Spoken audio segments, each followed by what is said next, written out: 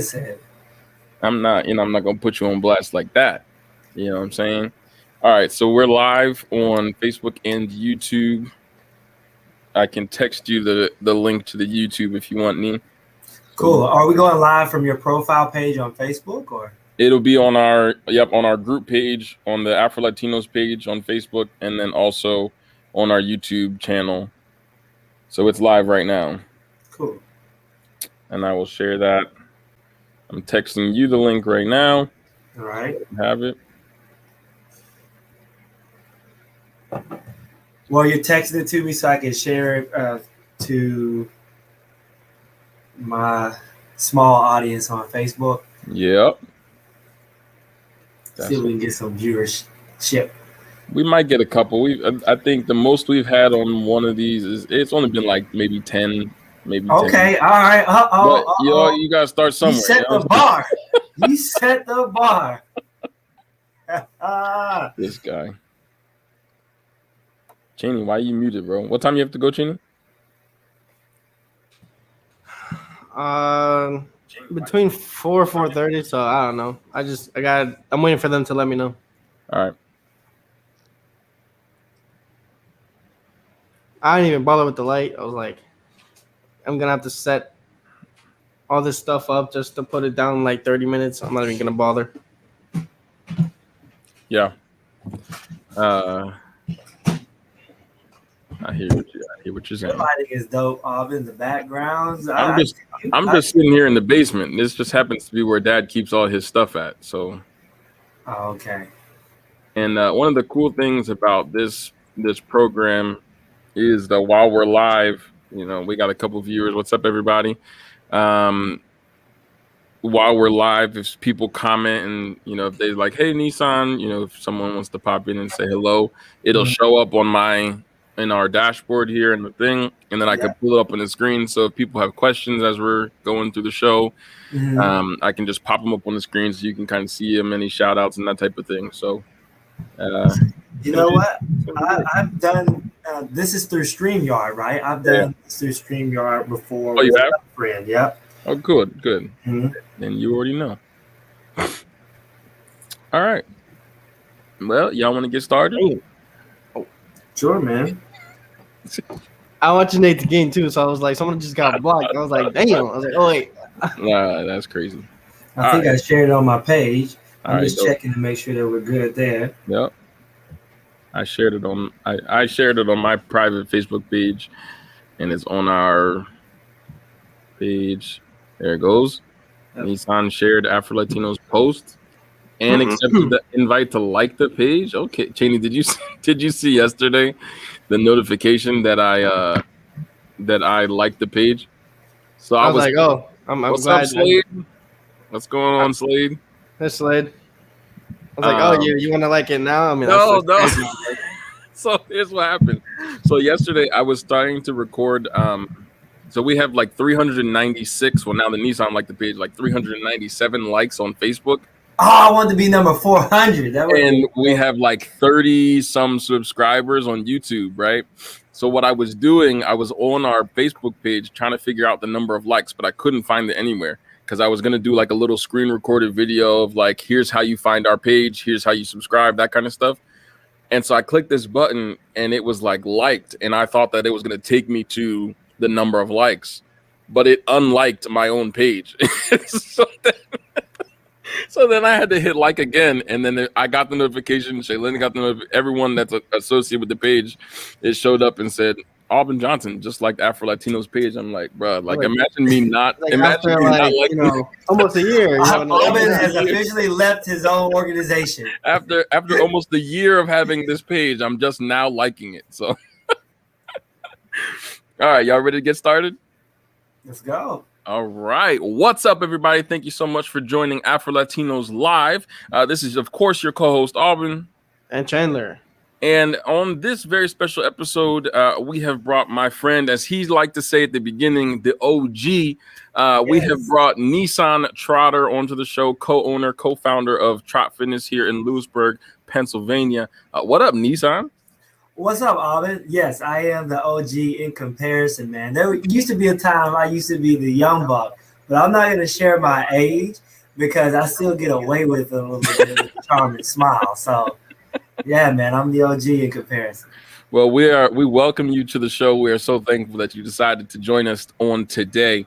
So this is a series that we've begun all of February for Black History Month, which basically explores and looks at Blackness in various aspects of life. So our first episode, we had our boy Dr. Sorrell Pickering was on the show, and a friend of mine, Dr. Kristen Austin, to talk about race in the field of education. Last week, my uncle Dwayne Graves was on the show to talk about kind of his experiences with race in regards to the military. And so, Nisan, we brought you on the show today to talk about entrepreneurship. And you are a business owner, you're a co-founder of a business. And so we kind of want to know, first of all, who you are, where you come from. So give us a little bit about your story, and then how it came to be that TrotFitness was your thing. And we're just going to see where conversation takes us. As the show goes on, viewers, if you want to comment and ask questions or just give us a shout out, go ahead and put a comment in the either Facebook or YouTube, and we'll pull it up on the screen so that everyone can see it.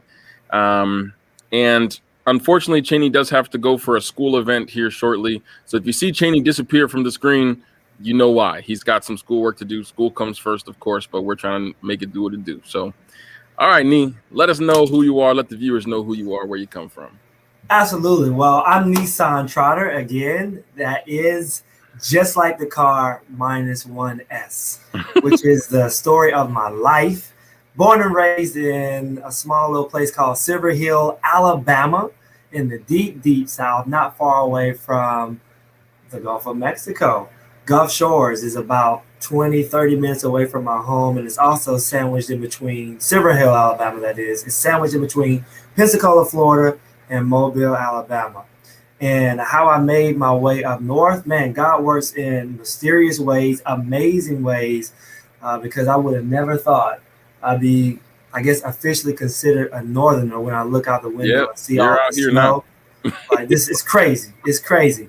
But I was recruited to play football for Bucknell University.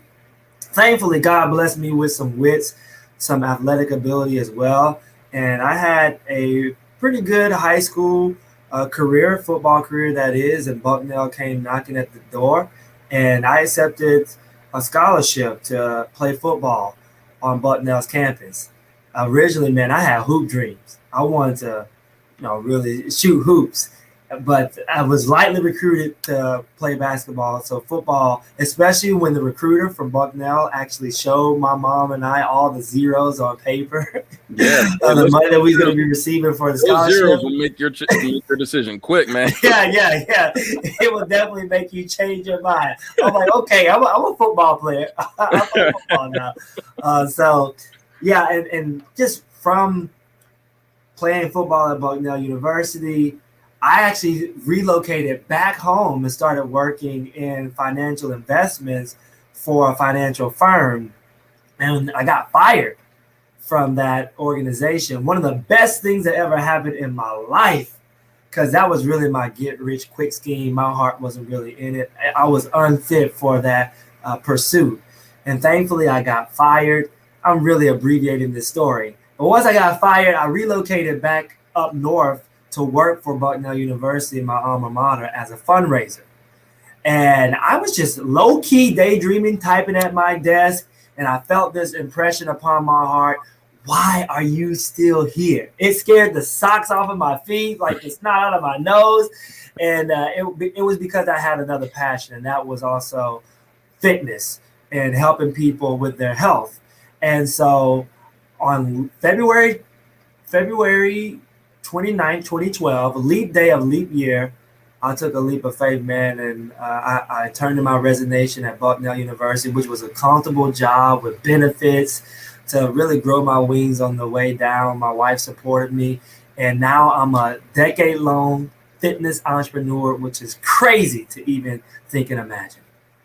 Yeah, man, that's so much. It's always so funny, the little things that you hear about people that you just never heard of. So like, even we've had a couple episodes with family members and stuff, and I learned things about family members that I'd never heard before. And Nisan, I've known you for the longest time, and there's still so much that I don't know about you. Right. And so what was it like, first of all, to transition from small town Alabama to small town Pennsylvania? Still, thankfully, small town. So, but I'm sure those were big, different the vibes. And you know, you said you're from Alabama, so we know we hear that accent come in and Yeah. out of some things. Oh, it was thicker. So what was it like exactly? What was it like coming from Alabama to Pennsylvania? And talk about that transition for us. Well, I know your dad is a movie buff, Alvin, so he would appreciate this. I don't know if you ever heard of the movie Cool Runnings. Mhm. It's about the Jamaican bobsled team. And there's this one scene where they were going to the Olympics and they were stepping off of the plane and they were like bundled up in like all these coats and like huddled together, looking like they were fighting for their life because they just wasn't used to the cold weather. And I had that sort of feeling going from the south to the north. I mean, my uncles would tell me stories, and granted, they never really been up here either. So it was just this myth that if you breathe in this northern air, Nisan, like you can die. And so I'm thinking, as I get off this plane, if I'm not properly suited, that's my life. So it was just not used to the cold weather, but even more deeply, the challenge for me was, really, I was born and raised in a Black community. And Lewisburg, I think the consensus, especially when it regards Black people in this area, is roughly, I think, 6% Black. So it is a very hyper white space, and that it comes as no surprise. It's actually whiter than all of America, because all of America is about 13% Black.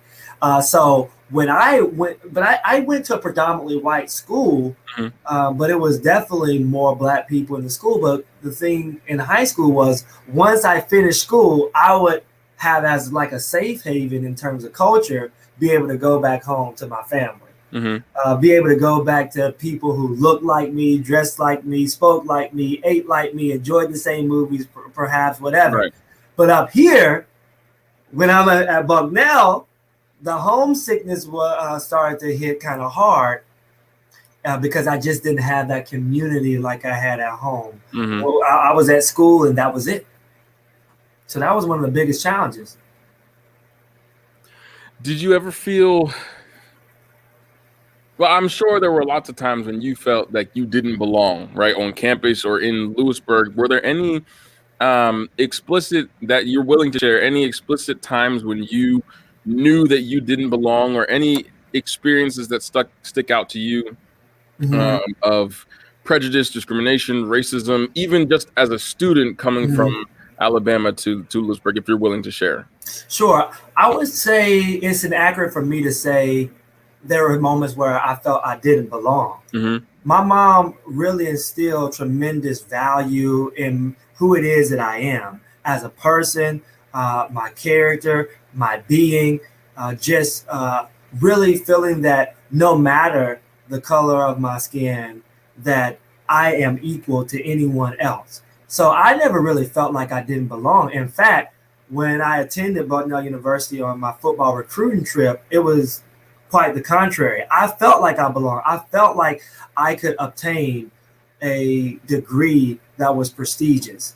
I felt as if, I could even change the narrative to a certain degree from people who thought that perhaps Black people weren't able to study at a place like Bucknell and get great grades. So I would say I never really felt that I didn't belong, but there were times where I felt, awkward in nature. And here's the reason why: because I'd be the only Black in class. And I know that when I was answering, it felt like I wasn't just answering for myself. Right. I was answering for our entire race. Right. And everyone knows, we're a people with multiple voices, different thoughts, different ideas, as is any race. But when you're the only dot in the room, that's when, of course, you feel that pressure. Yeah, absolutely. And we've talked a little bit about that on some previous episodes, and just kind of that sense of, at that point in time, you feel like you speak for everyone, and it's impossible to speak for everyone, because no matter how much we look like, we're very different people. And so what for you was hold on, processing. Sure. When you decided to leave your job at Bucknell, Mhm. and you had this calling, you felt like fitness was pulling you. What was that like, making that jump? Can you talk to us about your feelings in that moment, and how easy or difficult was it for you to get things off? Because I was there with you from the beginning. I mean, Yeah, I right. remember the days Yeah. Huffnagel Park in Lewisburg, waking up at 5 a.m. when I was in middle school and hitting up. Mhm. What was that whole new experience? Is it something that wasn't, not what's the one? CrossFit wasn't really big at that time. There wasn't all that Right. movement for the big fitness and getting people involved. And so what was that experience like for you? That experience, when I reminisce back, was one to which it was a calculated move, because I'm not going to be the one to say I just blindly went into this not thinking or not knowing it would work. Mm-hmm. I actually knew that it would work. I had faith that it could work. I had the support of my wife. I believe that God had us in the palm of his hand. But just simply from a logistical, very much realistic manner, when you are working part-time as a fitness entrepreneur, and it's equivalent to your full-time check at Bucknell, it doesn't take, I don't think, anyone to be super smart or genius to believe if I put more time and more energy in something that's part-time and is paying me equivalent to my full-time check at Bucknell, that this will probably work. Mm-hmm. So it was a calculated move, and we built up to that level because it wasn't peaches and cream from the very beginning. In fact, during our grand opening, I don't know if folks remember the flood of I think 2011, when downtown Lewisburg was under siege. It was underwater. And that weekend, it was supposed to be our grand opening. And we had so many people saying, yeah, I'm going to come, I'm going to be there. And we ended up having to move our grand opening into Lewisburg High School. And there was like 5 people there, and 3 of them was my best friends. And this was our grand opening. So it was very, very humble beginnings, but I was still working full-time at Bucknell. And as we began to really see things come into fruition, it felt excited. I was just looking forward to it with great anticipation, because I knew that if we really put more time and more energy into this, it could take off. Yeah. So will you tell us a little bit about the humble beginnings of TrotFitness, from when you started to where you are now, to how your company is growing? I think a lot of people who don't know you would like to hear that. Kind of, what was that process like? Oh, no question. Humble beginnings from the standpoint of we had no brick and mortar structure. Humble beginnings from the standpoint of I thought that I should start off as a personal trainer at a box gym and take the typical route, but no gym owner called me back, even though I had the shiny resume and I had all the credentials. Folks were slipping on wet grass in the public park. They had to bring their own dumbbells, their own exercise mats. yeah, absolutely. It would be early morning, pitch dark. Cold. My dad just said, you just said cold. Yeah, cold. And I would see, and mind you, we're in a public park, and I could barely see some of the clients in front of my face, let alone train them right. And there were times I was doing moves on hard concrete with these clients, knowing that it was probably tearing up their knees sometimes, because the grass was like icicles. It was that type of humble beginnings, bro. To now, we have a staff of 6, including myself. This totally cool, tricked out studio with lots of transformations on our walls. I just see the plush blue floor surround sound that our studio has, and having transformed literally multiple hundreds of lives, and having dealt with a number of thousands of clients over the span of 10 years. So, God is great. Amen. So from in the park to, there was a time I remember us being in the Donald Heater Center in Lewisburg to, what was it like to exist as a Black man in central Pennsylvania, as you said, a hyper white space, and then to transition from, okay, now I'm in a private college, we're working at Bucknell, to Black business owner in a hyper white space? Did you ever feel like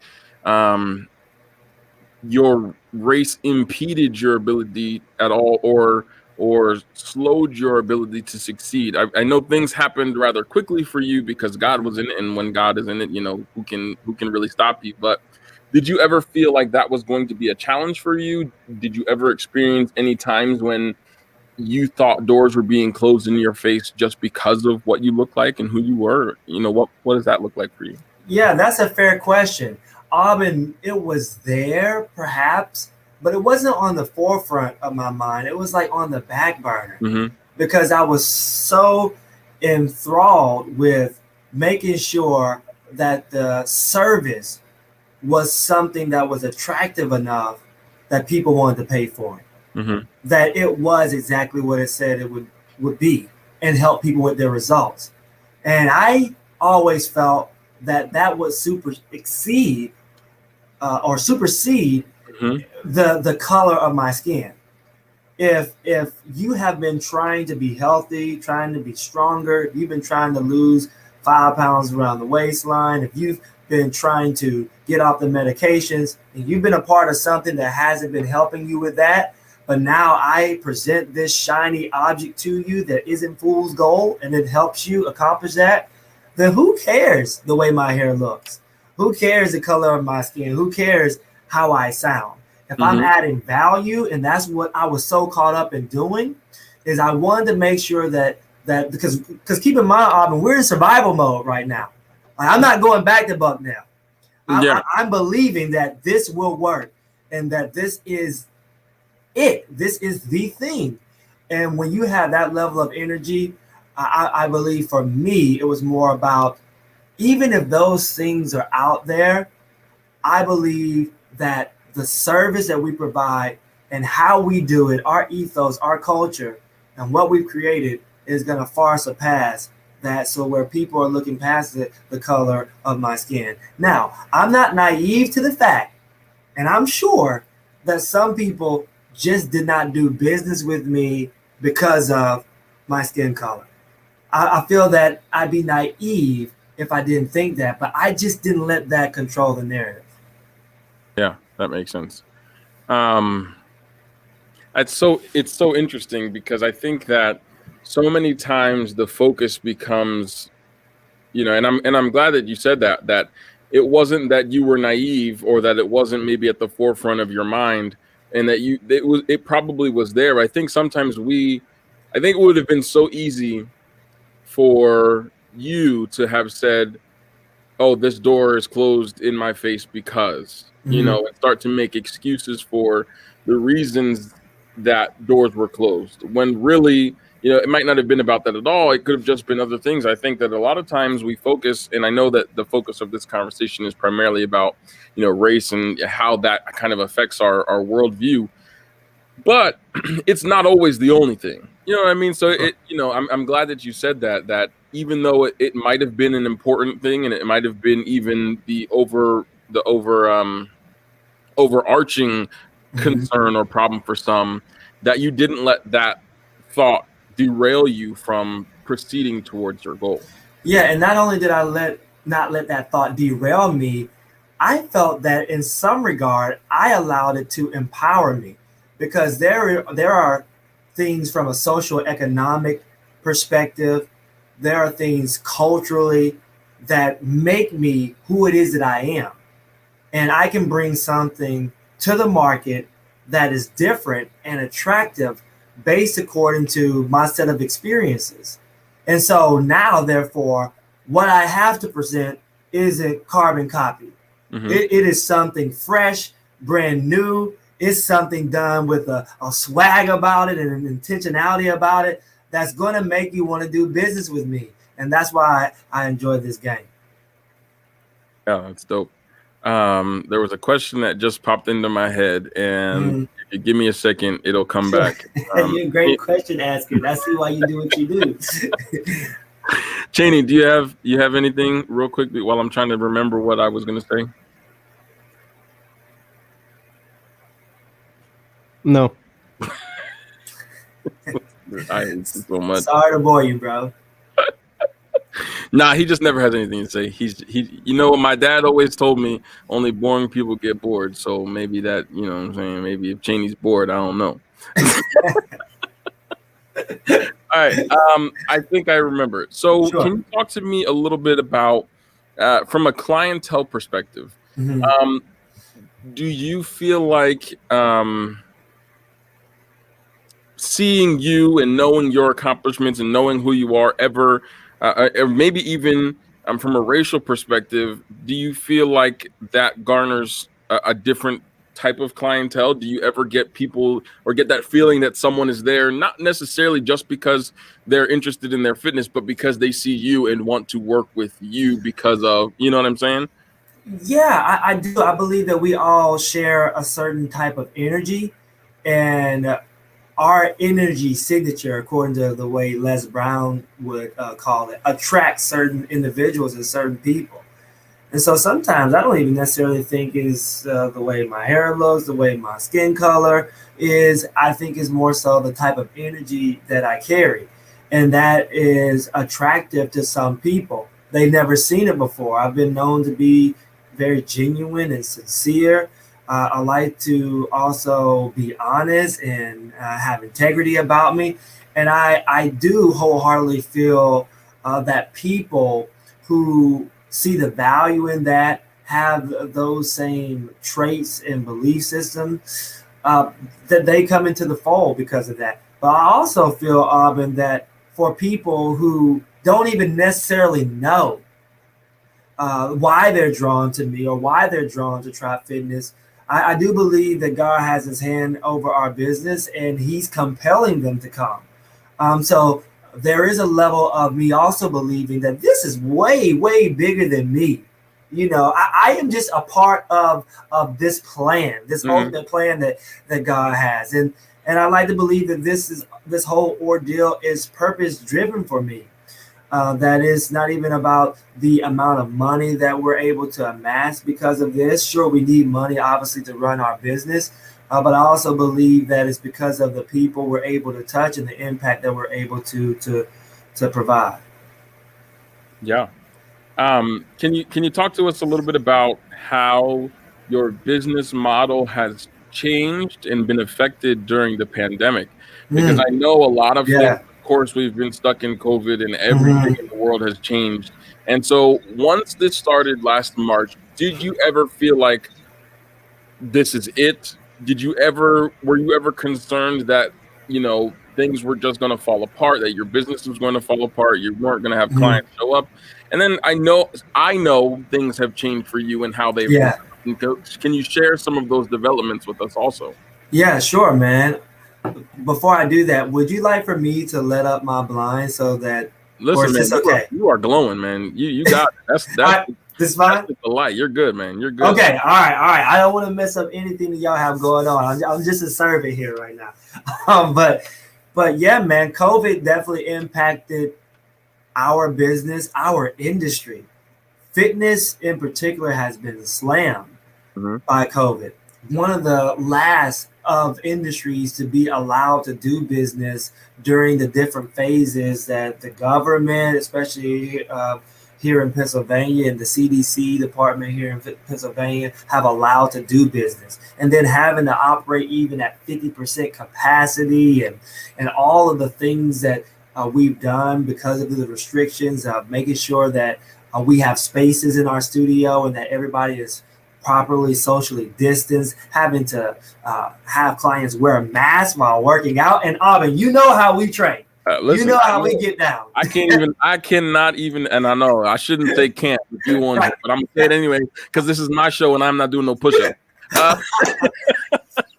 I can't even imagine, all those times that I was in the studio, whether it was in Huffnagel, wherever it was in the studio, do like my favorite day in the world, Boxing Day, of course. Right. Like that has got to be a whole other challenge. Being in the studio, all the people and being hot and sweaty with the masks on top of it is just a whole other. That is a whole other element.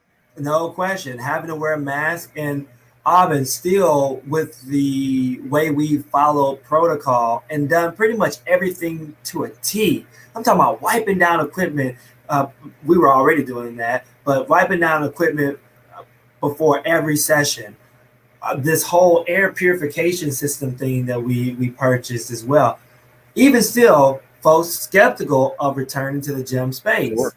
And so that affected our business. Now, we had 2 TrotFitness standalone locations, one in Lewisburg, one in Selinsgrove. So we consolidated. We closed our Selinsgrove location. And quite frankly, to be blunt, lost right at 200, maybe now 200 plus clients. Wow. So a significant impact to our bottom line in terms of revenue, but how we've been able to still survive. And I believe we're going to get to a place of thriving again. I just believe that we're going to come out of this stronger. One of the ways we've been able to do it is because we are now a hybrid company. We now have stacked value for clients. We offer in-house and online services. So clients are here in the studio, but if you don't want to be here, we stream our workouts now live. And we've also expanded our borders because now we also have on-demand workouts. Our team has just been so like fighter jets is what we call them. They have been pressing in to make sure that we've been pumping out the content so that clients, even if our schedule doesn't work for them, and they can be in Timbuktu, they can be 200 miles away with internet access. And as long as they have that, even if their schedule doesn't work with our live session times, we have on-demand workouts that they have access to. And so we've just been rolling with it. We've applied for funding where we could get it. And we're still here, man. Yeah, that's awesome. So can you tell us a little bit about that change and that transition for you specifically, that transition to the online working out? What was that process like for you? Was it an easy transition for you, or was that something that you struggled with?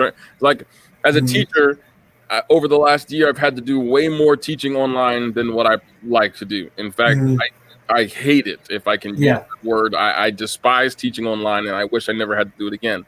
And the transition from in-person teaching and what I can do every day had to change. And we're forced to change and forced to adapt every day, of course. But what was that transition like for you? Well, the transition was more than just the technicality of knowing and figuring out how to talk to a screen and do workouts when you're not able to see clients and you're just recording. That was far easier than when people say pivot. I know at least for us, even as a small business, meaning your staff of employees are 50 or less, I believe, even as a small business, it still is hard to pivot because some people say that when you're a big shop like a Walmart or a blue chip company, when you're trying to institute change and it's a big company, it's harder than, I'm kind of controlling the dials here. But yet and still, it was one of the hardest things that we ever had to do. And I was a mess. I was in tears. I felt that everything that we had built over the course of 10 years was crumbling because we were trying to make these adjustments, and some people just were not ready for change. Sure. And so that was more so harder than the technicality of having a flat screen TV in your studio now where people can simultaneously cast your workouts from their own home. Wow. And I'm sure that has not always been an easy process in the adjustment process. Was there ever a moment for you where you, and I hate to put it this way, but in the moment with everything going on, was there ever a second that you said it isn't worth it anymore? Or was this, I know it's your passion, I know it's what you love to do, but was there a moment, and if you speak as honestly as you desire to, but was there a moment when it was like, God, I don't know how we're going to get through this. I don't know how we're going to make it. Maybe I should pursue another engagement. Maybe was there ever a desire to do something other than? simply because of the circumstances? Yeah, I think if that was there, Aubyn, I would already be doing something else. I honestly believe that there were moments of doubt and not knowing how this is going to work out, but I believe that was superficial doubt because the deeper layer of me always felt God is going to make a way. I don't know how he's going to do it. I don't know when is he going to do it. I don't know how bad it's going to get. Even now, I still don't. But, you know, the old folks have a saying like deep in your knower, like your crawl, I think they call it. Yeah, Like, you know, yeah. I think even your dad uses that word a lot. He does. Like there's a feeling that I felt like we're going to be okay. And the reason why I haven't adjusted is because I haven't just abandoned ship more so. The reason why I haven't is because I felt like I've been in a pretty low place before. And my low right now doesn't look like my low of yesteryear. Sure. Like when my family of 4 was living out of the single back bedroom of my grandmother's house, and my grandmother had 10 kids. Like, so I feel like I've been sort of like weathered and calloused even to a certain degree from the type of hard perhaps that it could look like, to the point to where I feel like I should be just absolutely jumping off ship, etc. And here's also another big reason why, and I think I text you this prior to our time, is because it's about purpose for me. Like I'm driven by, am I doing what I feel God is leading me to do? And as long as I feel that, then if we're down to one client, God forbid, God forbid we're down to one client. We need clients, obviously. But if we're down to one client, or if we're going back to the park, God knows I don't want to go back to the park. I only want to go forward. Right. But if that's the case, and God is still saying, this is my purpose for you, this is what's driving you to get up and wake up every morning, it is well with my soul, bro. Oh, yeah. Wow, that was pretty cool what just happened there. You're welcome. I remember that you texted to me, so I figured I would pull it up so people could see the conversation that we had. So yeah. There was something else I was gonna say. Oh, have there ever been more ventures for you in terms of expansion of business? Are there other professional responsibilities that you have outside of TrotFitness that you've gone into, that I don't know what the right word I'm looking for is, but what other types of things do you do, or is TrotFitness the only thing that you do in your life, in your day? Sure, absolutely. Right now, I just want to pause and say, Aubyn, I see you're in your bag right now. Like the way you carrying it with the questions and how you keeping things flowing. Like I just need to pause and say, I see you right now. I appreciate it. I'm just trying to make it do what it do, baby. I see you doing your thing right now. For me, right now, outside of TrotFitness, it kind of coincides and go along with already what my gift is, because as a motivator, as a person who inspires and creates effective change through leadership, I've written a book called Born Gifted, How to Unwrap the Gifts Inside You for Supernatural Success. And that's led me to partner with an amazing company called Campus Speak, which is one of the nation's leading organizations for helping college speakers book keynotes on college campuses. And so I do travel the country as well. Right now, of course, it's more so virtual gigs. And I speak to college campuses and college students, helping them unwrap the gifts inside them for supernatural success. So yeah, that's the shot right there, bro.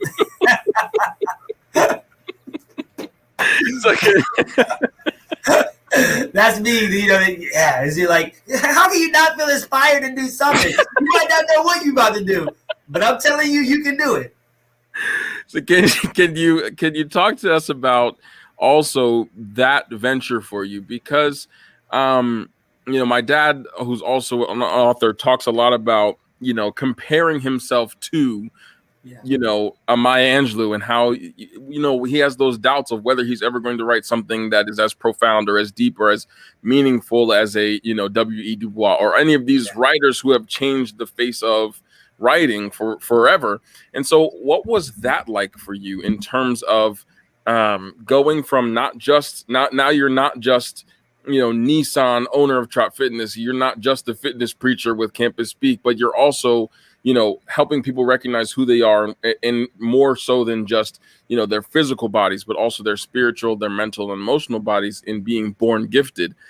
Becoming an author, what was that transition like for you? Was that something that you found was challenging, to be able to pen the words that you wanted to say, to be able to inspire through not just your personality, but making that personality come alive through the text? How was that transition for you? Yeah, Aubyn, I don't know if you know this story, and you recently just said you find out new things about people that you've been around and known for quite some time. So I'm going to share a story with you.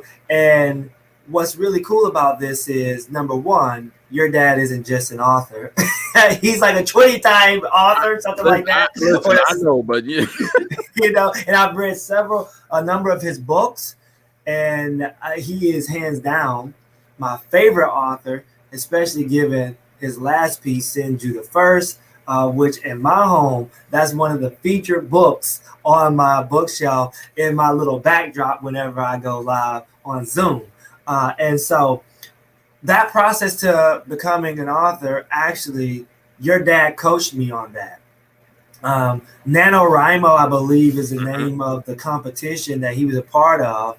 And although I did not make the cut as we were participating in that, he shared the secret ingredients, if you will, as to how to write a book. And I took that and I ran with it. He actually made it very simple and plain for me. And that process, was one to which has just elevated me from the standpoint of believing in myself that I can do hard things, because I always thought writing a book was super, super hard. It took a lot of dedication, and it did, don't get me wrong, but through executing the game plan of your dad, my favorite author, Dr. Brian C. Johnson, I was able to write a book. The process for me, especially given my schedule, is I had to wake up around 4:30 a.m. in the morning and concentrate for a 90-day period of time. It was a little bit longer than that, and get to about 2,000 words per day, somewhere up in there. And I fell short a number of days. I know I did, but through that discipline of just writing and making sure you own the content, the subject matter that you were writing about, I didn't even have an outline for Born Gifted. I just wrote and I wrote and I wrote, and he helped me feel okay with that process, and through that, now I'm a published author. That's dope. And is it only available on Amazon? Where can you find the book? You can find it on Amazon. You can find it on Barnes and Noble. You can also, I narrate the book for you through Audible as well. For those who don't like flipping through books and getting the hard copy, it's also available on my website when you go to www.nisantrotter.com. That's Nisan with one S. So you can find other content as well as some of my motivational videos on my website as well. But that's where you can find the book too. All right, dope. Cheney, you got a question? Yeah. He does? What? Wait, is this his first question ever? Because if so, that means I gotta be the dopest. I gotta be the dopest one that you've had on yet. He gets about one, or maybe sometimes if he's feeling spicy, two questions an episode. When it's just me and him, but on conversations like this, he likes to just sit back and listen. Okay, he usually comes up with one. I usually don't have any questions. I just listen. It's all good. I just like, okay, I'm interested, and then Aubyn will ask a question. I was like, oh, that's a good question. I would have thought of it, but he got it. He does ask good questions. So the challenge is on now. What would you say to the people who want to get into fitness, but lack the motivation? Yeah, that I get that question a lot actually. And here motivation in some regard is fool's gold because people think they need to be motivated when actually they need to have habit and thrive off a routine. Motivation helps, don't get me wrong. It starts a process. And I think it was Zig Ziglar who said motivation is like taking a bath. It's recommended daily. Like you need motivation. But at the same time, however, at this point in the game for me, Cheney I'm not thriving off motivation. It's just the routine and the habit. And now this is the rhythm of my life. I have a morning routine that I prescribe to, and it pretty much on the regular consists of working out for as long as I can remember now. And so for somebody who's saying, I'm just not motivated, I say to them, great, we don't have an issue, but we need to at least start and try to keep the routine for about what they say, maybe even 21, 66 days. I don't know what that time frame is, but if we can get into the habit to where you're starting to see benefits of it, you'll probably actually enjoy what you reap from it more than the process itself. That makes sense. I hope so. I hope so. Yeah, man, because we dealt with a number of clients who have been through that same sad song of Nisan. I'm just not motivated. So then what I try to do is ask them, here's a couple of things that I do. Cheney, that's a great question. See, you pulling stuff out me, man. So that was a good question. Number one, I'll either say, let's live the nightmare. Let's live out what would it actually feel like if you became that nightmare, that person that you don't want to become, whether it's, you're on medications because of diabetes, like your spouse perhaps leaving you because they're no longer attracted to you. I'm sorry that might sound dark, but sometimes living the nightmare and thinking about what it would feel like is enough to at least get you going into the habit. And the other side of the coin is, what would it feel like if you were more productive, if you had the energy that you once lost? If once you look in the mirror, you're appreciating what you see, you're embracing the person that you see in the mirror because you have that confidence again, or whatever. Or you never know what you would feel like if you started to eat a little bit better. If you're thriving right now and you're eating honey buns every day, Lickies and Chewies every day, Snicker bars every day, like Oreo cookies every day, and like overkill, then what would it mean if we just kind of change that around for you? Because you're killing it now. Imagine, and so it's painting pictures too, to get clients to see that might be enough to get you started. That might be enough to get me started. So absolutely. Listen, and I offer this to both of y'all as the host of this amazing podcast. 21 days free on me, TrotFitness, virtual or in person. I'm a little far from that, but virtual. No, it's online too. You might not be able to take it from New York, Cheney, but you could definitely, you know what I'm saying? Yeah, well, we have a client in New York right now as I speak.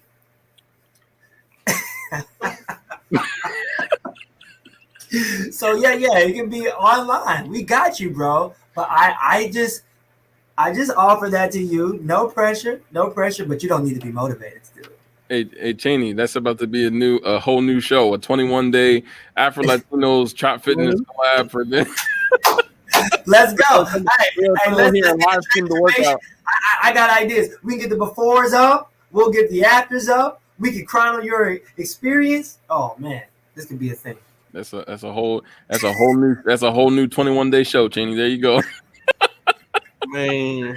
Hey, we gotta do what we gotta do. You know what I'm saying? Anything else, Cheney? Nope. And I think that my well has run dry. Absolutely. Of questions just for the time being. We just took it to a place that I would see now, Cheney, you taking this somewhere where I'm not prepared to go. So now you call me off guard. So Nisan, I think, and we're about 50 minutes in now. So I'm conscious of everyone's time. Sure. Do you have any final thoughts that you wanted to share about any motivational thoughts, any type of experiential thoughts that you wanted to share?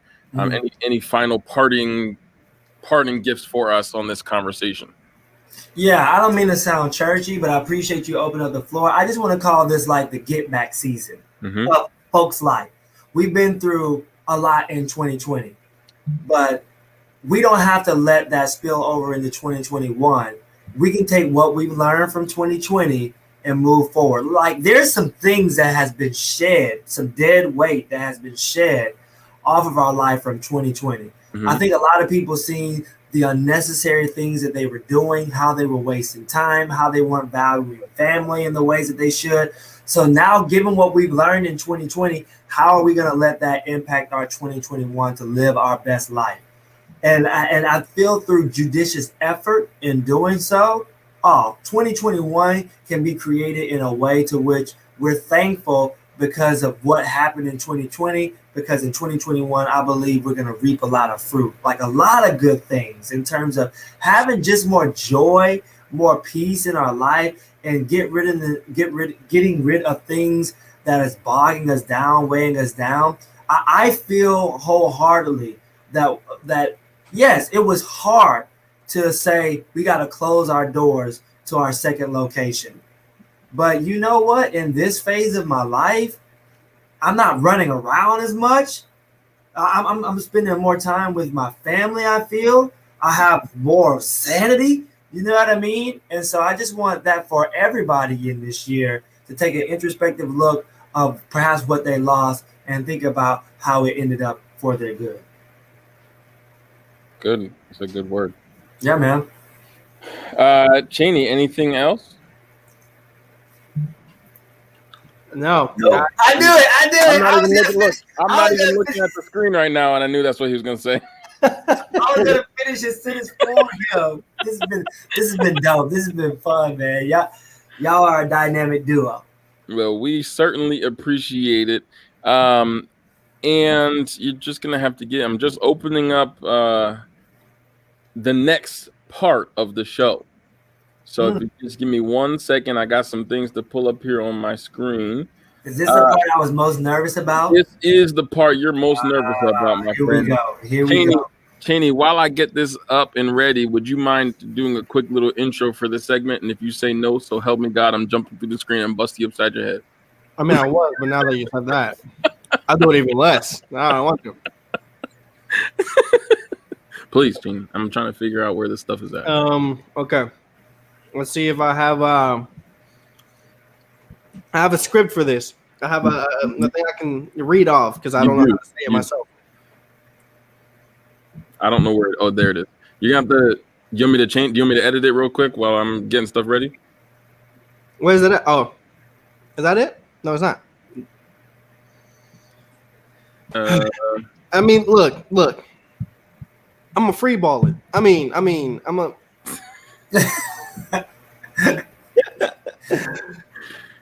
Go ahead. Oh, you see it? It's in your notes. Segment introductions. We are. This is the you think you know, right? You don't do the come on. Yeah. All right. This is something that we call. I made this up, by the way. We have not made that clear that I have made this segment up.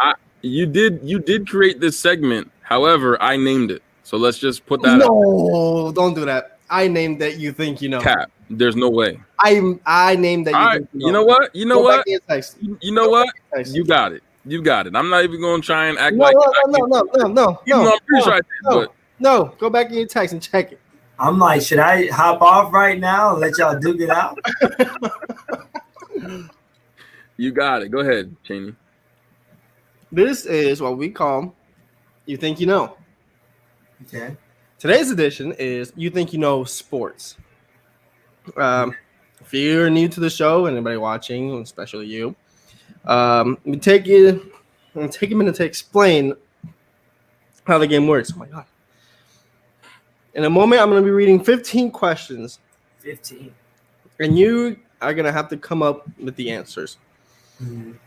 When you think you know, we will only take the first answer that is given. And we are trying to see how much you think you know. How much you think you know about sports. We only take your first answer. It'll be 30 seconds on the clock. You know, you still have time to answer if you get it wrong. But, you know, first answer will go. All right. Sports. I This feel like is- that's in my wheelhouse. This is going to be all sports related. So it could be any sport, you know, any and everything. All right. And like Cheney said, you know, there are 15 questions. You have 30 seconds to answer each question. The screen is going to have your timer on it so you know how much time there is. And your score is also going to be portrayed on the screen, which is right here, right there over my shoulder. So Okay. out of 15, we're just going to, I know, that's what I'm trying to figure out, Cheney. So Cheney, do you want to ask all the questions and I'll just do the timer? You know what? Maybe I will. Okay. There are some multiple choice questions, Nisan, and some that are not multiple choice where you just have to come up with the answer. So as we go through the questions, Cheney will tell you before he asks the question whether it's multiple choice or not. Okay. Right. Audience, we did this last week and it was kind of fun. Audience, if you want to jump in and help Nisan or attempt to help Nisan figure out an answer, feel free to drop a comment on the stream here and we will pull it up just in case he wants to phone a friend. All right. So without further ado, this is You Think You Know. Cheney, go ahead with question number 1. Question number 1. Okay. This is a multiple choice. Who was the youngest overall number 1 pick in NBA history? Was it Dwight Howard, Kyrie Irving, LeBron James, or Zion Williamson? Zion Williamson. Hey, he Now came your final answer. You got time. Final answer. Final answer. That with the quickness. With the quickness. Unfortunately, I'm going to have to say that it is incorrect. Incorrect. It's LeBron James. It was LeBron James. If that was your gut and you didn't go with it, you pulled an Aubyn. Nope, I didn't. That wasn't my gut. I'm good. So you did not pull an Aubyn. Question number 2. It's not multiple choice.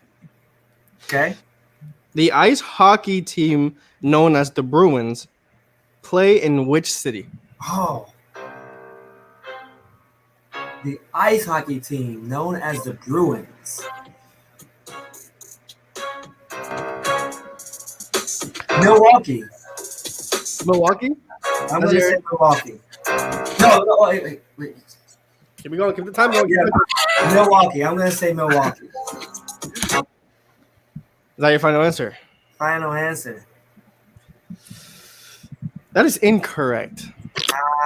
Second. Oh, Nisan, Jennifer's coming at you, bro. She's a coach at TrotFitness.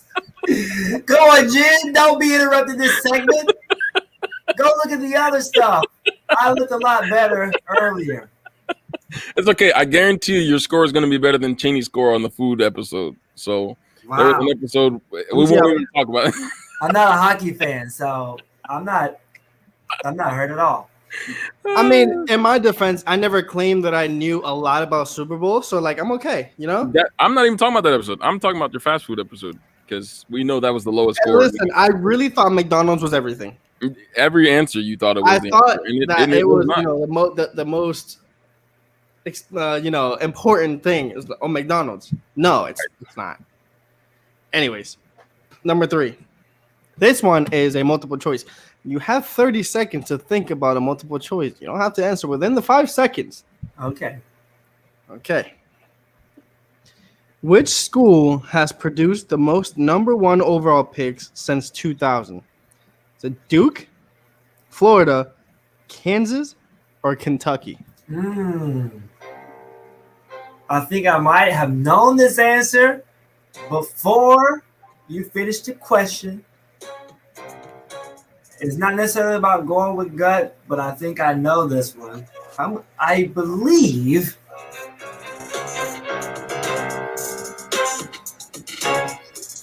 Oh, I'm gonna say Kentucky. Final answer. Final answer.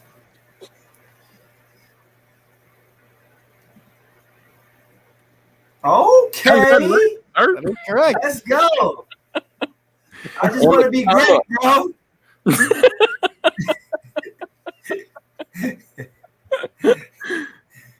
All right, Gene. Say something now, Jennifer. Not Luke looking Baker, too you're bad. still on. I should be 2 out of 3. You should, you know, You 1 should for be. 3. It's not too bad, You're but not. it's You're a not, start. but you should be. That's enough. Thank you. 33%. I'm good. I'm out. All right, number 4. Okay. This is not multiple choice. Mm-hmm. What baseball term is used to describe holding the bat still and allowing the ball to hit it so it rolls gently into the field? Bunt. Bunt. Final answer. Final answer. That is correct. Mm-hmm. That is correct. Sorry, I switched screens. Jennifer has a response to you. She did not know that one, Nisan. Come on, show me love now. I think there was the Kentucky question, not the bunt question. Oh, okay. I wonder if she knew that one. Maybe we should. You could be my lifeline. There you go. Jennifer's your lifeline. Everybody needs one.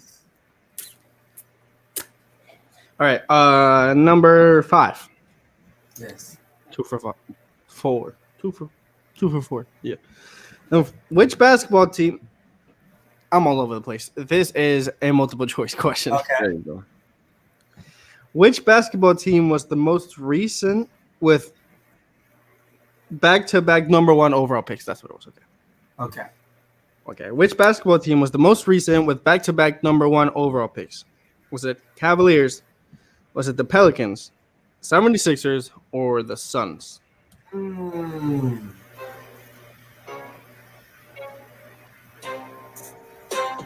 me the choices again. Cavaliers, Pelicans, 76ers, or Suns?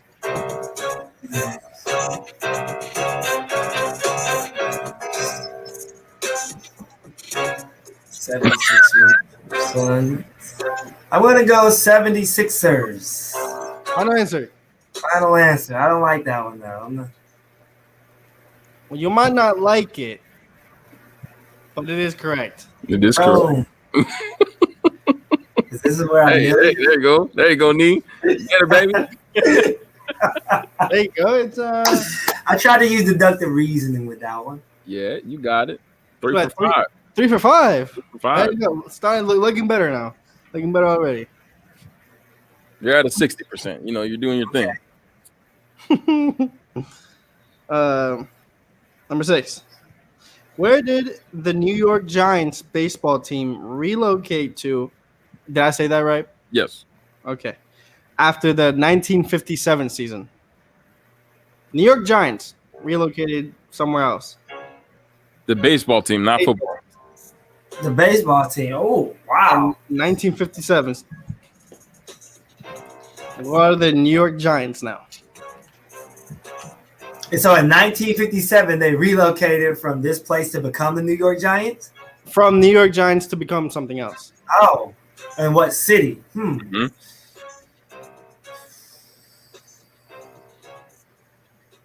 Dallas? I don't know. All you got to know, Nisan, is who right now think baseball. Okay. Jennifer, if you're still watching, help them out. Think baseball. Okay. What team is the Giants right now? I'll give you a couple more seconds on the clock. Okay. What team is the Giants right now? They're the New York Giants. They were. Wait, you said the New York Giants. Oh, wait. San Francisco. Wait a minute. That's your answer? Yes, San Francisco is my answer. That's your answer. Wait. I'm sorry. I'm just confused on the question. Can you just making sure that's your answer. I'm not able to read the question. In 1957. In 1957. The New York Giants moved to this city. What did they change their name to once they moved? Baseball. Baseball. Oh. So what team right now is the Giants in baseball? Yes. That's San Francisco Giants. Final answer. Correct answer. I just didn't understand the question. I'm sorry. That's all right. That is okay. That is okay. Yeah. The only reason I'm not yelling at Aubyn for giving you that is because you didn't know the question. You I didn't purely understand. did not understand the I question. was just trying to translate, Chan. You know, sometimes it gets lost. You know what I'm saying?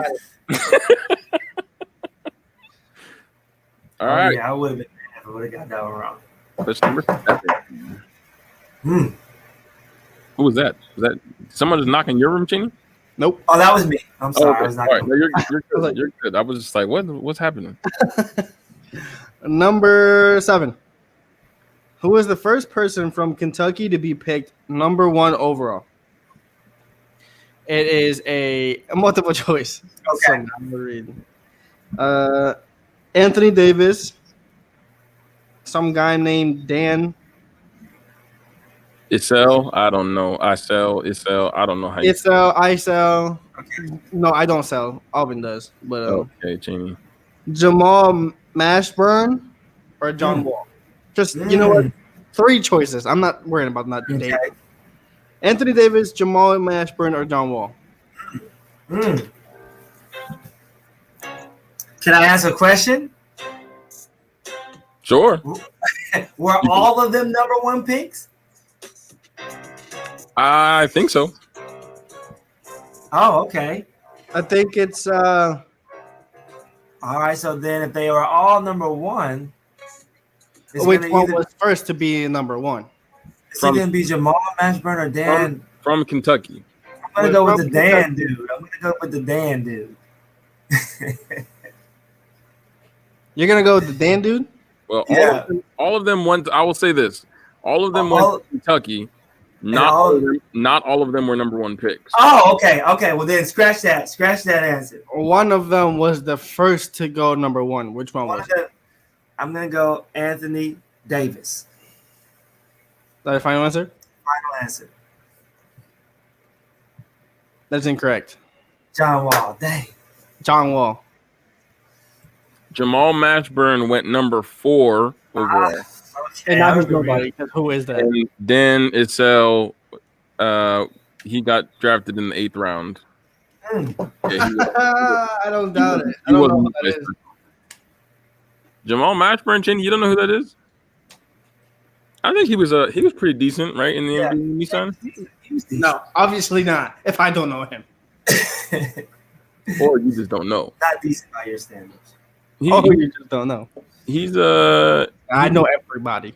He's a career 19-point shooter. You know what I'm saying? 19 points. He shot about 41% from the field, 35 almost from threes. I mean, he was decent at best. He was okay at best.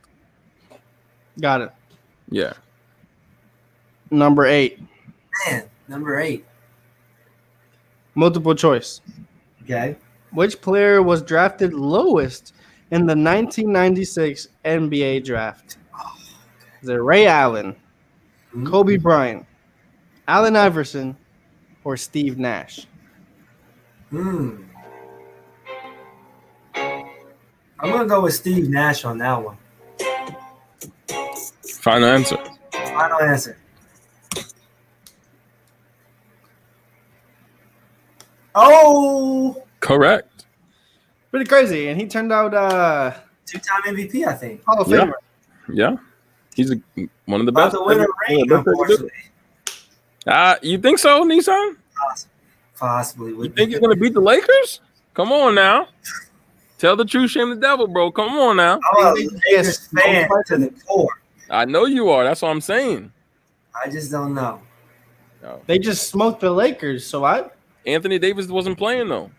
Neither was Kevin Durant. Neither was Kevin Durant. They didn't really smoke him. Telling the truth. Okay, I hear you. But Kyrie and James Harden is still better than LeBron and whoever else is on that team right now. I don't care about any of those teams, so That's because your Celtics are garbage. But that's besides the point. Move on to question number whatever next. Oh, I'm gonna refrain from making any comments. Anyways, number 9. Number 9. What color is the center line that divides an ice hockey rink in 2 halves? Just what? Color? Just what color? Gosh, I do not know anything about hockey. Just picture an ice rink and just take a guess on what color the middle line is. Red. That final answer. Final answer. That was a fantastic guess. The numbers disappeared, but they're back. It is red. You're right. Wow. I accidentally double clicked. It's red, and then there's 2 blue lines on either side, right, Cheney? There's red in the middle, and then 2. Okay. They're like the offside, like yeah. That's pretty cool. Good guess. You're 66%. 6 for 9 right now, Nisan. So I'm living with it. Oh my god. Pretty okay. Cheney, we know you barely scored a 6 ever, so I'm just playing, Cheney. I'm just playing. Chill.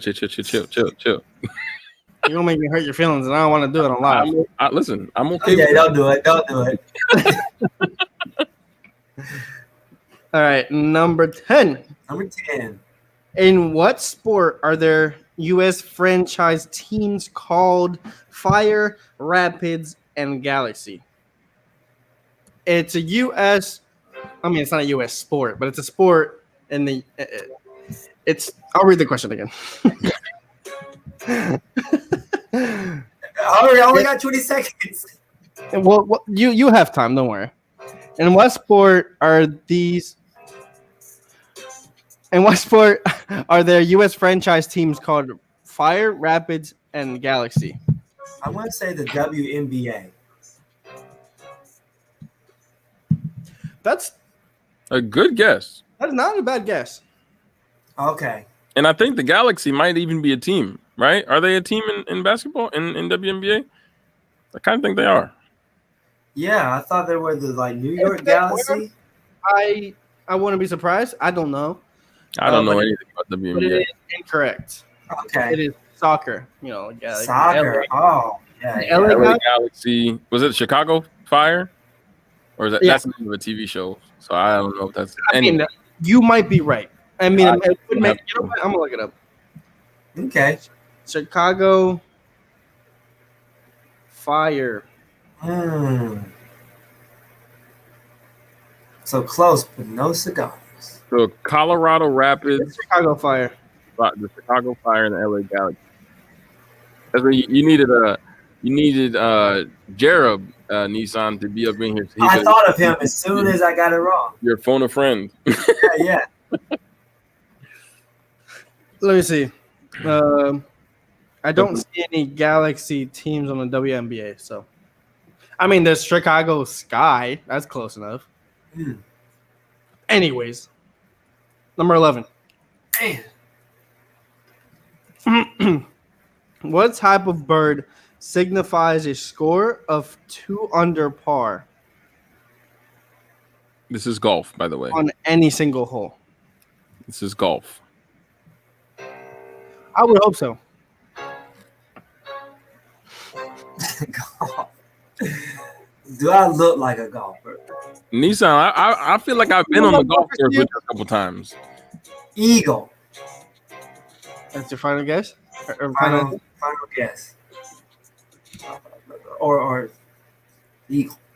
That is correct. It is an eagle. Correct. Okay, all right. I didn't know if they had different type of birds. I only knew about the eagle. I've only heard of eagle. They have a birdie. A birdie is 1 under par. That's what I was thinking, birdie. Yeah. And an eagle is 2 under par. 3 under par, which is extremely rare, is called an albatross. Ah, okay. And I've never seen that in my life. So Wow, these are tough questions, man. It's hard. It's really. I mean, you have to think an albatross. You're either getting a hole in one on a par 4, or you're getting it in the hole in 2 shots on a par 5, and that is insane. It's happened, but that is insane. Okay, so albatross is very, very rare. Very, very rare. very. I don't even know what albatross looks like. What it is? Aw, Cheney. Yo, who's that? Yo, don't do it to your mom. That's so cold. That is so cold. Like, oh, I got fans. Oh, nice. That's nice. Number 12. 7 for 12. 7 for 11, you said? Yeah. Not terrible, but all right. This is a multiple choice. Who is the only number 1 overall pick between 2001 and 2006 to play college basketball? Was it LaMarcus Aldridge, Andrew Bogut, Dwight Howard, or LeBron James?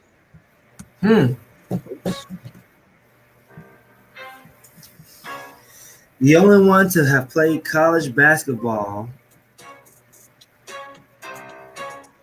Cheney. I'm going to say LaMarcus Aldridge.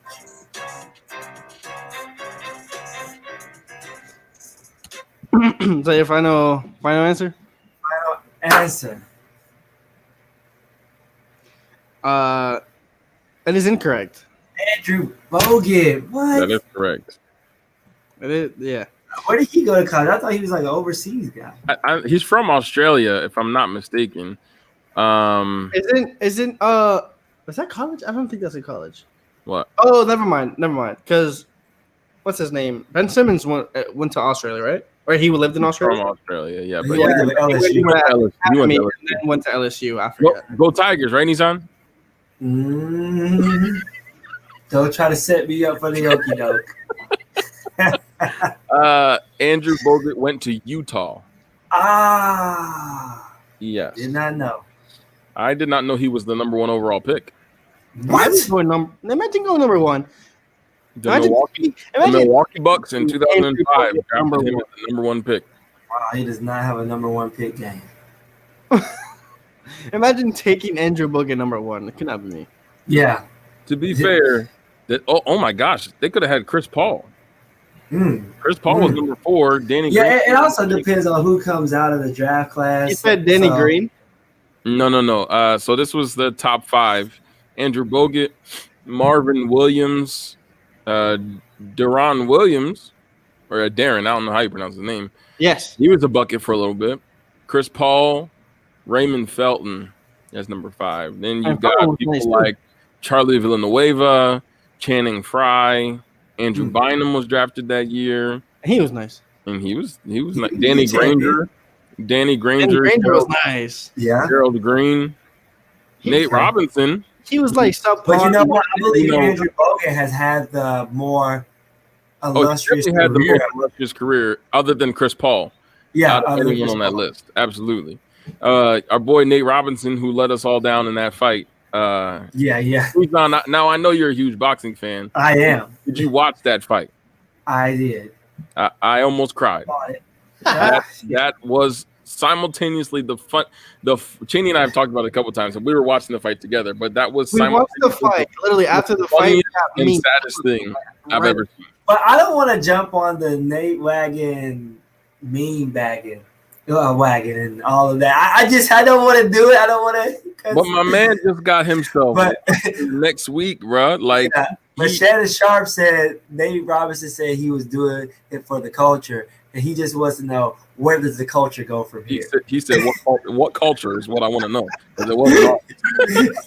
Oh man, that's all I got to say. I'm not gonna do it. I'm not gonna be the funniest things I heard after the fight. Somebody on Twitter, they were like, "Hey, I'm a little tired. I'm about to go Nate instead of night." Hey, yo, that is so stupid.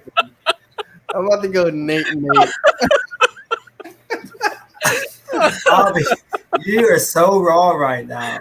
It wasn't me. I didn't say it. I'm just, relaying. But you were keeping the narrative going. Right? Look, my man got slept twice, bro. Yeah, I actually know who said that. Country Wayne said that. He got knocked down to the 8 count, stood back up, still tried to come out swinging, and got destroyed.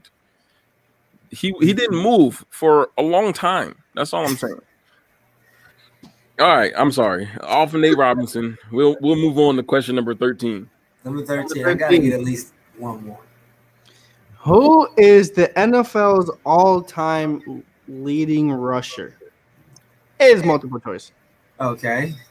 Was it Emmitt Smith, Barry Sanders, Walter Payton, or Frank Gore? I know Frank Gore is coming, but I think they would have made a bigger deal about it if he had crossed the great Emmitt Smith from Pensacola, Florida, Escambia County, not far from my home. Worked in Pensacola, Florida. I'm pretty confident in this one. Emmitt Smith. Is that a final answer? Final answer. There he is. That was my goal, to get to 8. Okay. Everything's cherry on top. Emmitt Smith, Barry Sanders, Walter Payton, and Frank Gore are all top 5. Okay. Wow. Walter's actually second. And Frank Gore's still playing, I believe. Yeah, not very much, but he's still playing. Yeah, I think he has so many rushing yards. Frank Gore was on time in the. I mean, he was. But they say that his work ethic still just to be in the league. I mean, he's old in terms of being a running back. Oh, he's still. Let's see, what is he? Born in 1983, which puts him at 37. And which is what they say a running back is over usually their career by what? 30? 30, they're counting them out. Because like Tom Brady's like 42 or whatever, but he's just throwing. He ain't got to run for nothing. And he a running back. He got to take hits and he got to run. I think he got like so many rushing yards just because he's played for so long. Played since 2005. But he's still, he was at one point. He was pretty dirty. So yeah. Adrian Peterson's up there too. I don't know what number he is, but I don't remember. All right, number 14. It is. And this is multiple choice. Let's do it. Which team has never selected number 1 overall? Was it the Bulls, the Nuggets, Minnesota Timberwolves, or the Toronto Raptors? Wow. Such a hard question.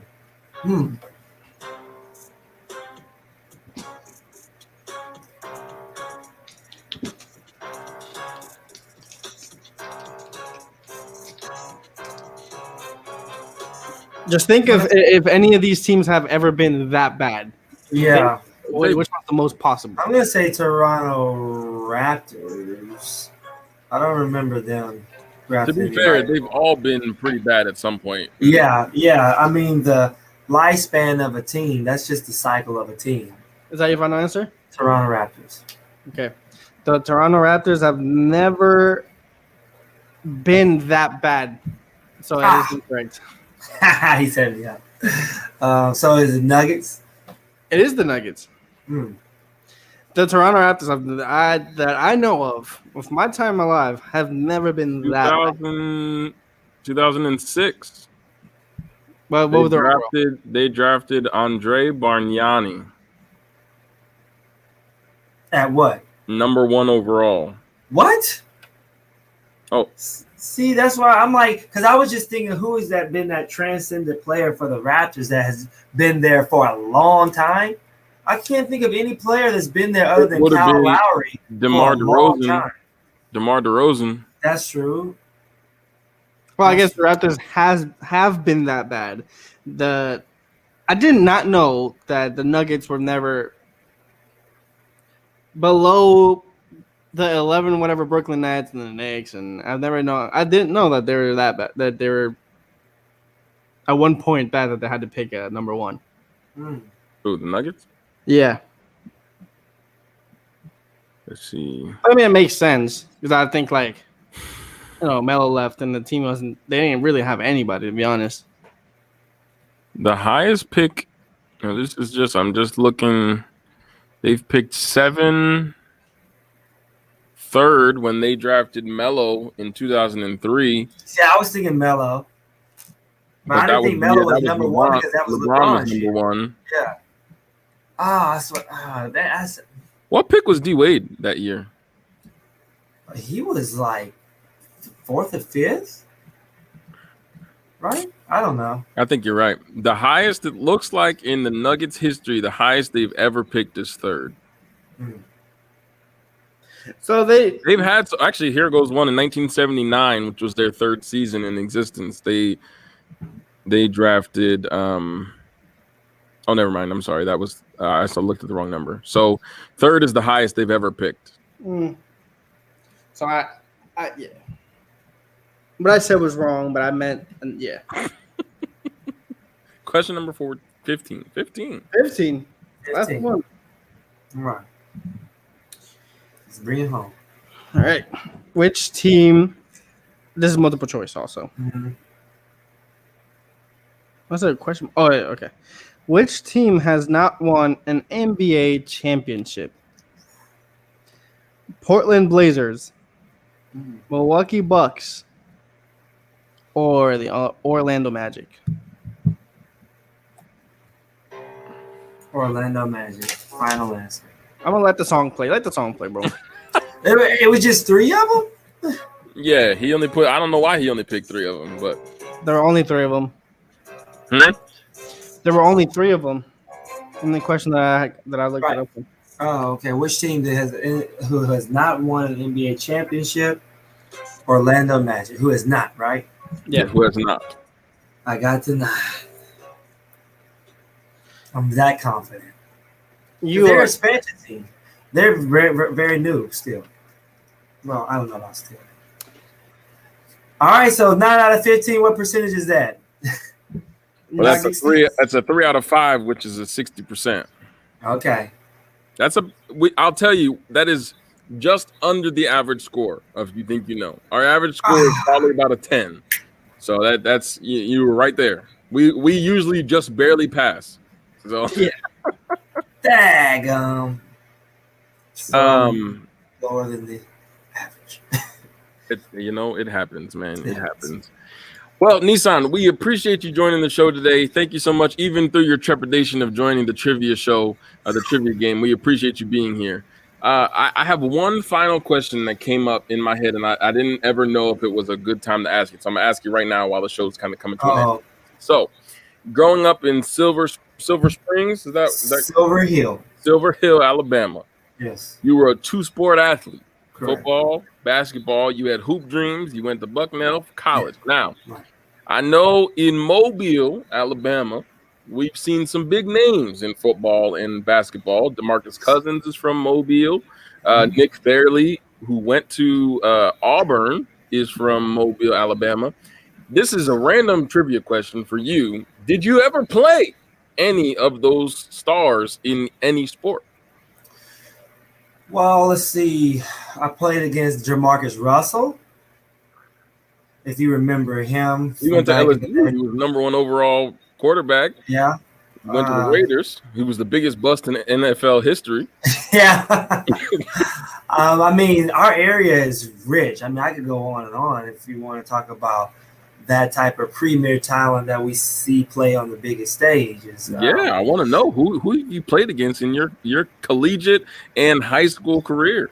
Oh, well, I mean, it's not necessarily just who I played against, but who I've been around that either was just before me or just after me.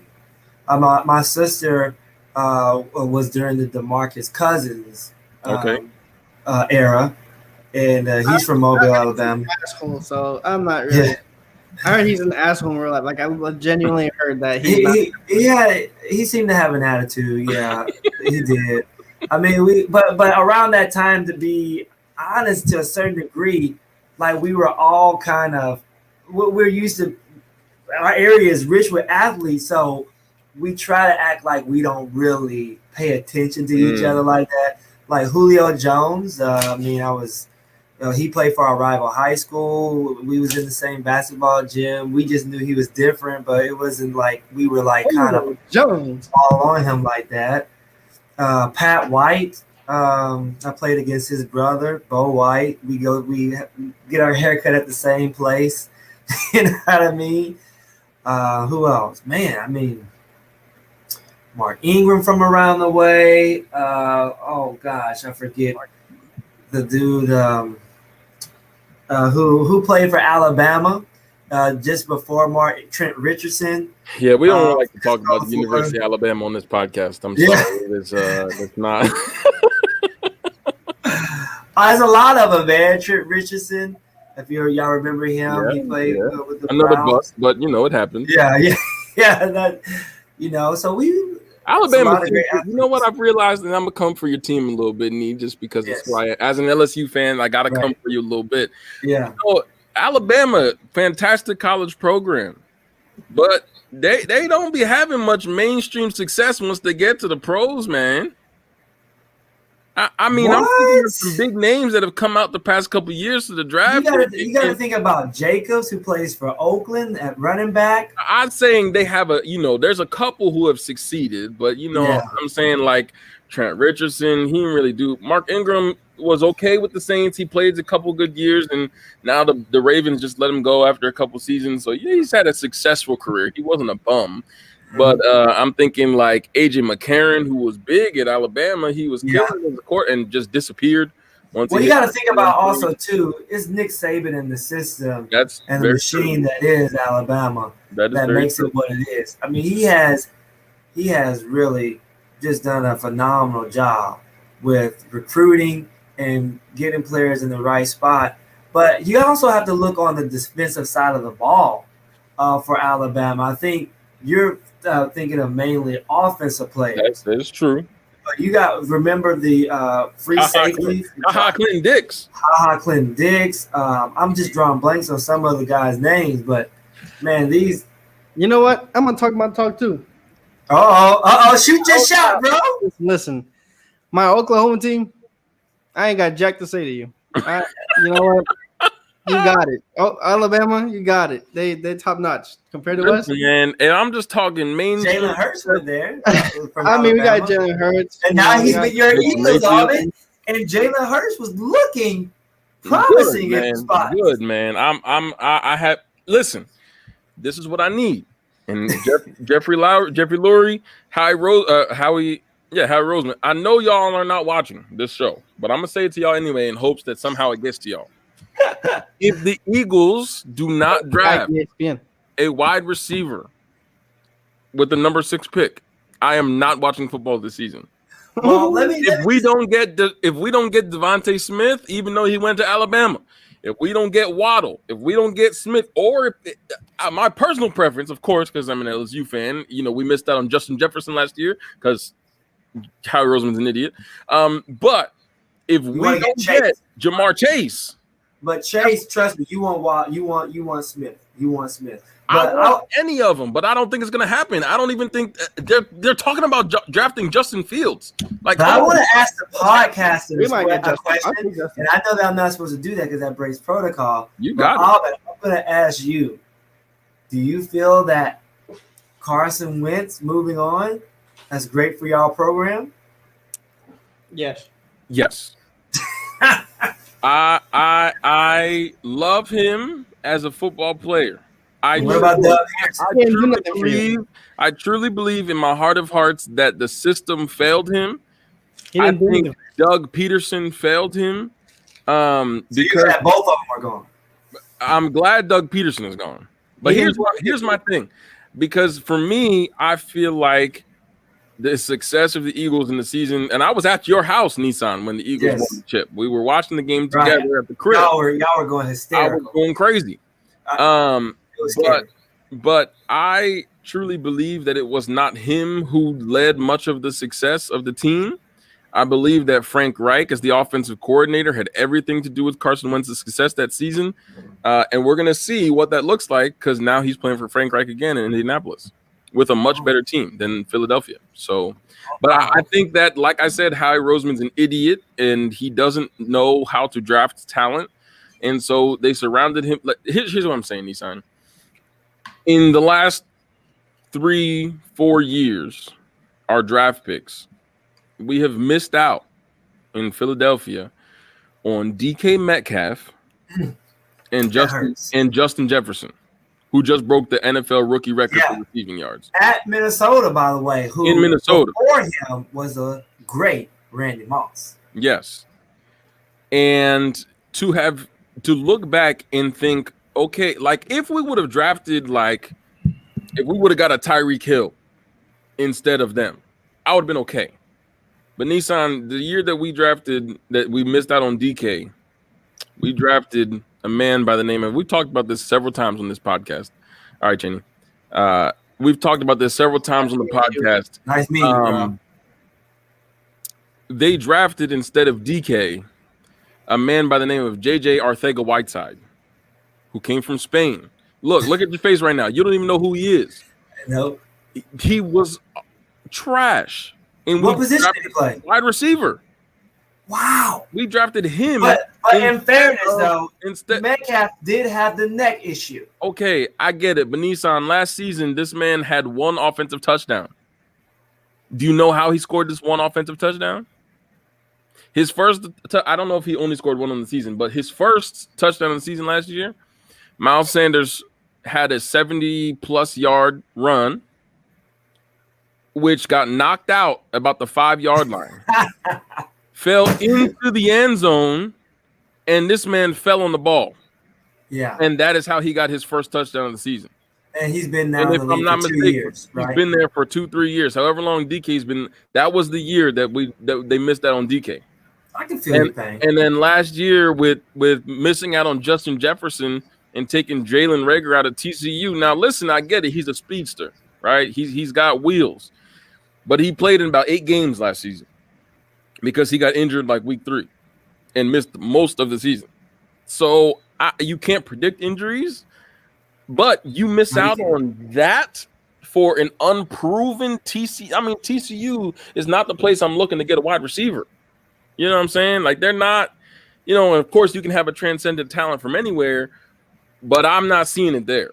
I like him, and I think he'll succeed with given the right, the potential to stay healthy. But bro, I'm hurting these last couple of seasons. Yeah. And if we don't get if the only thing I can say is if we don't get Waddle or Chase or Smith, then they need to go cornerback.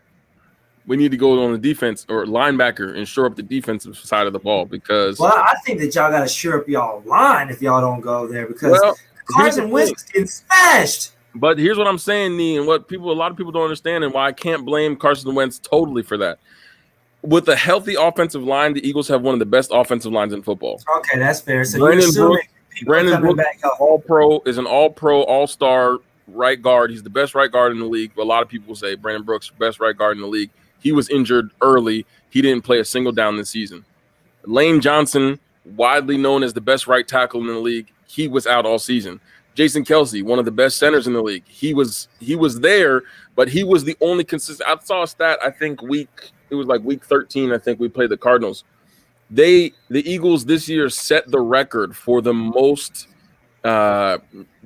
number of offensive linemen in the game. Like, they didn't have a consistent lineup. There were like 13 different starting lineups for the Eagles this season on offensive line. And that's why the offense couldn't get going. That line needs to be solid to be able to protect your quarterback, to be able to run the ball, to be able to do a lot of things. And they didn't have that because 3 of their 5 starters who are often the best at their position in the league were injured all season. So that's fair. That's tough. It sounds like you need to be in the front office. I'm hoping. Listen, I'm waiting for somebody to sign me. Somebody needs to see this and sign me, man. Because I play a mean game of Madden, bro.